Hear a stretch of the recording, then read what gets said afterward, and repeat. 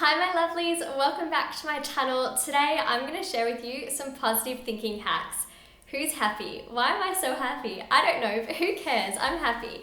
So I'm going to share with you some different ways to just bring some light and joy and happiness into your day, and different ways that you can kind of train your mind to see the positive side of things. So I hope you guys enjoy this video, and if you do, thumbs up. Also, don't forget to be subscribed and turn on notifications. Please click the little red subscribe button down below, and let's get straight into the video. Now, one way to be more positive and just add some extra light into your day is to be mindful about how you actually start your day. Now, I don't know if I've mentioned this on this channel. I've definitely mentioned it on Study with Jess, my other channel, but one of my favorite authors, Robin Sharma, talks about this idea of the Platinum 30. The way that you spend the first 30 minutes of your morning has a huge impact for how you spend the rest of your day. So one way that you might want to start off your morning on the right foot is to write down some different things that you're grateful for. So keep a little gratitude diary or gratitude journal, and it's a great way to automatically get your mind thinking about the good stuff and block out all of those negative thought patterns. Or if you don't want to write down your gratitudes, then even doing a little bit of meditation or deep breathing, again, it helps to quieten the mind and it helps you to ease into your day so that you actually are able to boost your mood, elevate your energy, and just make better and healthier choices for yourself. A little exercise that Adam and I actually started practicing a few months ago, which I love, and I feel like we don't do it enough. So maybe by actually doing this video, I'll remind myself to do it more frequently. But it's a little exercise at night where you run through, either by yourself, you can write it down, say it out loud, or do it with a partner, family member, or friend.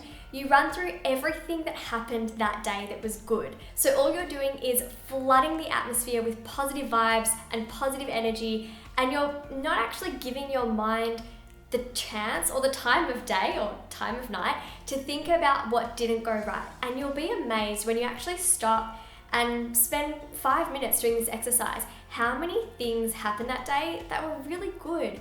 And that's also going to help you to be more grateful, appreciative of what you have, and it gets you out of this, I call it poverty of soul, where you feel like you don't have enough, or things aren't good enough, or things are really hard. So you might want to run through your day and think, well, I had a really good breakfast, and then hey, I made it to work on time, and after that I got all my emails done in time, and then I had something really nice for lunch, or there was my favorite tea stocked in the pantry. A friend of mine texted me to see how I was going, or my favorite show's on tonight. There are so many awesome things, and the more that you can try and run through the smaller details as well, like I saw a ladybird at the beach today and I saved it and I put it on a leaf in the bush, that kind of stuff, that's going to really elevate your mood and get you thinking really positively. Another positivity hack is to be really mindful of the company you keep. Only surround yourself with positive people, people that bring in a good energy into your life and that support you, build you up, want the best for you. People that spend all of their time complaining or berating you, they're not the kind of people that are going to help you to see things in a more positive light. They're actually just going to drain your energy, and you're not there to provide that kind of service to them. You're not supposed to be their soundboard or their wall to just talk to and whinge about. Now, a little while ago, I went to a female entrepreneurship seminar and I heard Dr. Libby speak. And Dr. Libby she's wonderful. She's also an author. You can go check out her books, and I'm currently reading Exhausted to Energized. I'm about halfway through. It's on my bookshelf at the moment and I can see it. It's peeping open at me. So Dr. Libby was talking about this idea of your mindset and how we sometimes say to ourselves during the day, oh, I have to do this, I need to get this done. But what if we stopped saying that to ourselves and we said, I get to do this? So not something like I have to get this project done or I have to edit my videos, but I get to work on that project. I get to go to university. I get to learn. I get to go to these lectures. I get to work on my amazing business and film videos, and I get to edit them and have control over the kind of content I put out there on the internet. So when we stop saying I have to and start saying I get to, it changes the way that we approach our days, and we're able to enjoy all the different tasks and activities and not feel like they're such a burden.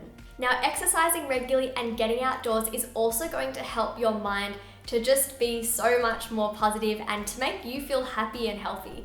So try and exercise regularly. It doesn't have to be high intensity. It could just be 15 minutes a day. I've been trying really hard to go for a walk down to the beach most days, as long as it's not pouring and raining. It's been really nice in Sydney lately. So Adam and I went yesterday down to the beach, and then we sat in the park for a little while. We did that the day before.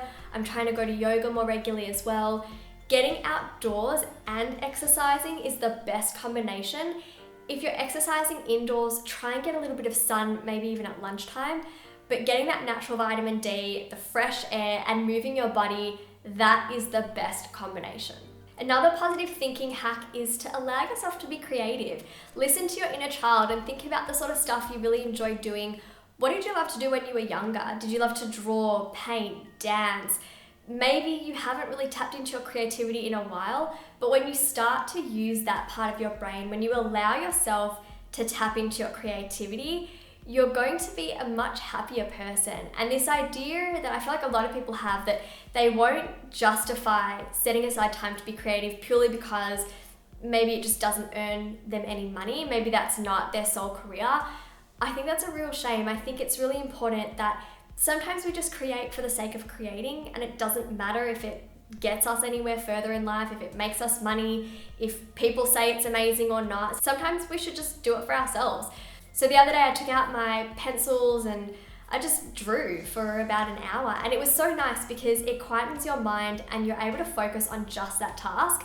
And it's just really lovely to set aside that time for yourself. So I definitely felt more positive after drawing. Now I think that this is starting to get discussed a lot more in society, but I feel like it's really important just to mention that the sort of foods that you eat, it definitely affects the kind of thoughts that you have or how rapidly you're thinking and your mood in general. So if you're eating foods that are high in processed sugar or fats, then you're more likely to have more of this like monkey mind, these rapid thinking patterns, and maybe you're not as grounded or centered as you could be. So be mindful of the foods that you put in your body, because it does impact the kind of thoughts that you have, and also how disciplined or how easily you can discipline your mind.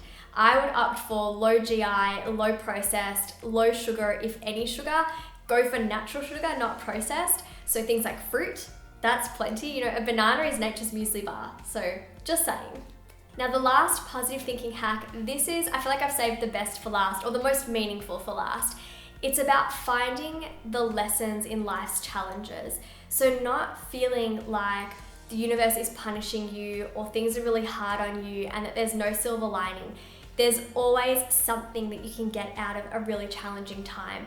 And it's only when we look back that we can connect the dots. So it's all about hindsight, but you just have to have that faith that there's gonna be something good that comes out of a challenge in life. And when you have that mindset, when you start to think, wait a minute, what am I supposed to learn from this? Or is this a bit of a test? How can I behave differently in this situation so that I come out on top? And when you can start thinking about things that way, you start having more hope and faith, and things don't seem as bad anymore. And there's a lot of times where I've gone through some really hard or tough challenges and I thought, that's it, this is just horrible. There is nothing good that's gonna come out of it. And 6 months later, I realized, you know what, if that never happened to me, then this beautiful blessing would have never occurred. So just be mindful of what it is that maybe you can actually get out of all of those challenges. And when you look for opportunities for growth and lessons, then the whole situation and the perspective changes dramatically. So share one of your favorite positive thinking hacks below. Maybe it's one that I've mentioned, maybe it's one that I haven't. I'd love to read your comments. And I hope you guys did enjoy this video. If you did, thumbs up to let me know, and comment below if you want to see any particular videos in the next few weeks. I'm always compiling a list of your suggestions, so I'd love to hear from you guys. And again, don't forget to subscribe, turn on notifications, and follow me on social media. I'll link everything down below. All right, my lovelies, have a beautiful week, and I'll see you next week. Mwah! Bye.